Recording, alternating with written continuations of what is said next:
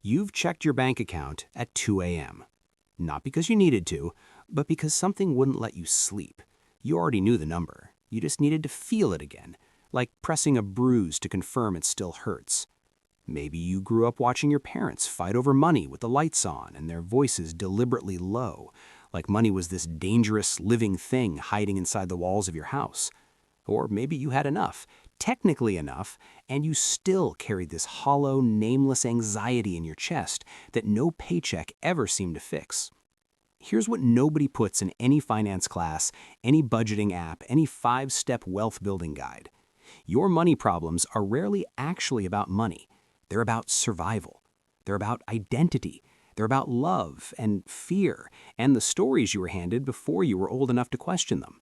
And the very habits you built to feel safe around money, the ones that feel like discipline, like responsibility, like just being realistic, those habits might be the exact cage keeping you stuck, financially, emotionally, both.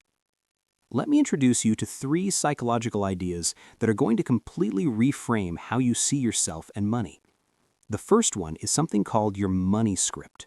Psychologist Brad Klontz spent years studying why intelligent, hardworking people keep making the same financially self-destructive choices over and over.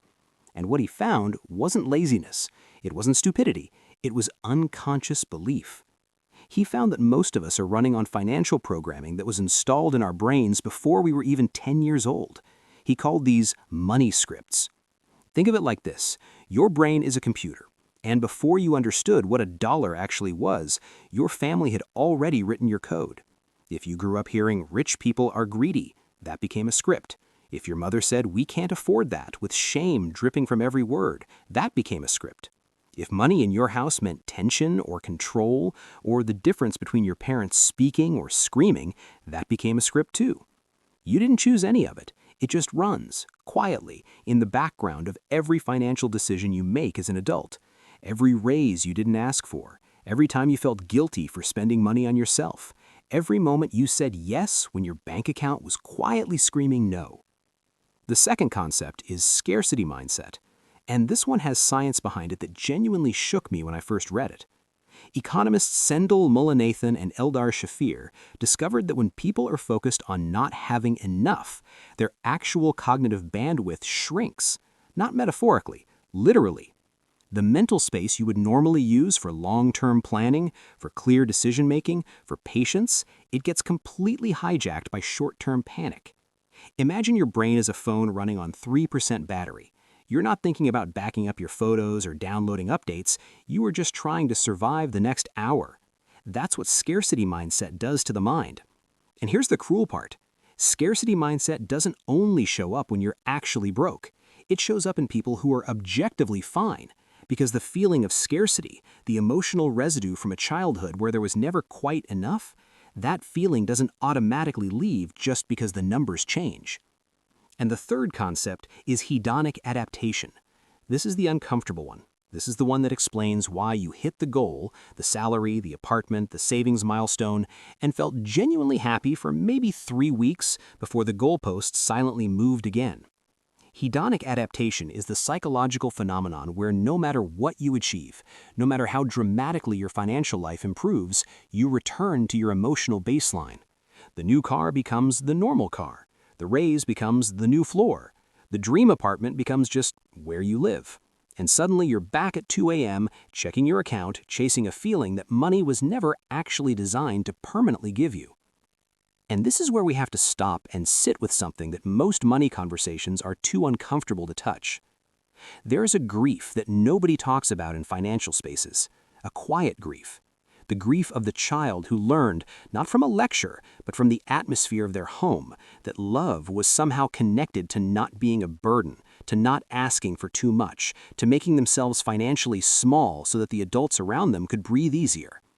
Carl Jung said that until you make the unconscious conscious, it will direct your life and you will call it fate. And for so many of us, that unconscious wound, the one driving our financial behavior from the shadows, sounds something like this.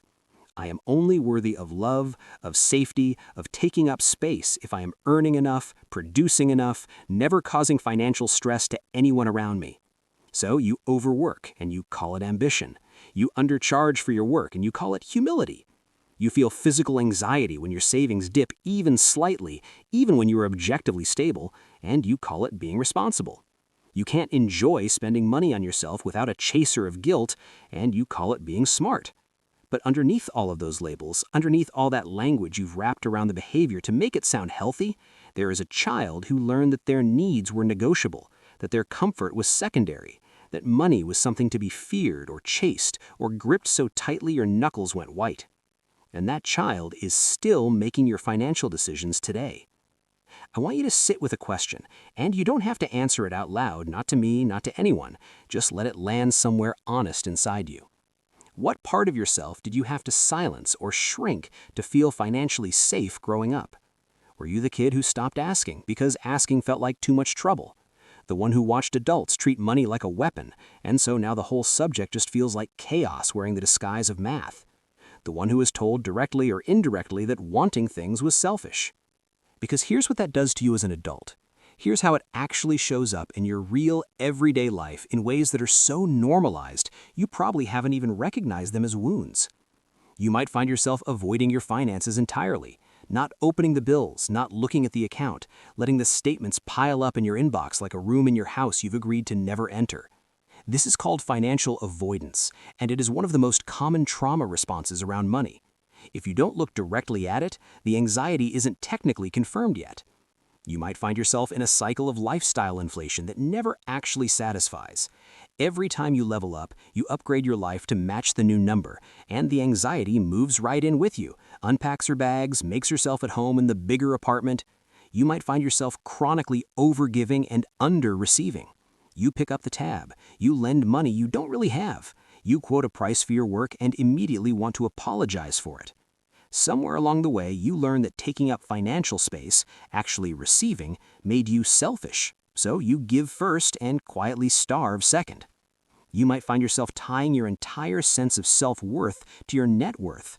A slow month doesn't just feel like a financial setback, it feels like evidence of something you've always secretly suspected about yourself. You might feel panic in abundance. This one surprises people, but some of us were never taught that safety was allowed to last. So when things are genuinely going well, there's this low hum of dread underneath it, a waiting, an unconscious bracing for the other shoe to drop. Sometimes so uncomfortable that you actually begin to sabotage the stability just to resolve the tension. And you might find yourself trapped in a comparison spiral, measuring your financial life not against your own values or your own actual goals, but against strangers on the internet who are performing wealth for an audience. And you will always lose that game, because it was never a real game to begin with. But here's the twist, and I need you to actually hear this part. You were not born this way. No baby comes out the world gripping their blanket and worrying about their savings rate. You learned this. Every single bit of it was taught to you by your environment, by the adults around you, by the emotional weather of the home you grew up in.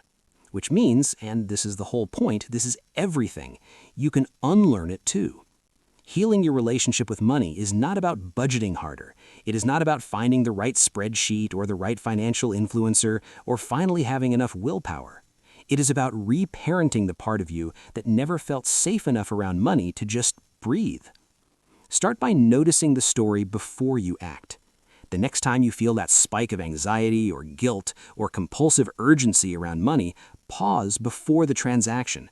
Just pause and ask yourself honestly, is this decision coming from my actual values, from my real present circumstances, or is it coming from a past I am still trying to survive inside my nervous system?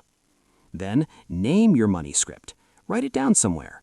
What did money mean in the home you grew up in?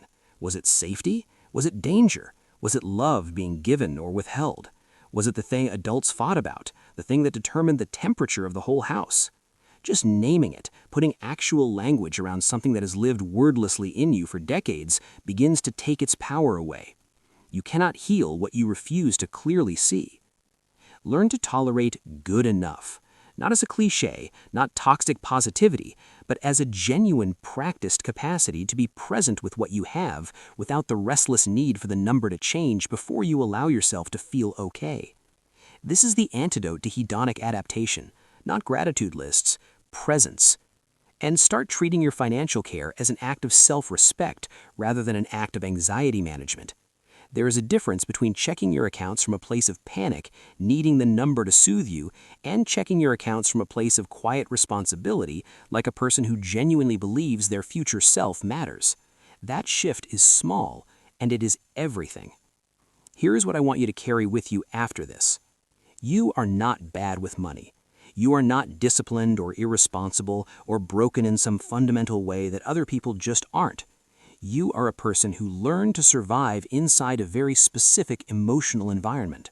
And your brain did exactly what brains are designed to do. It adapted. It built the patterns it needed to get you through. But adaptation and freedom are two completely different things.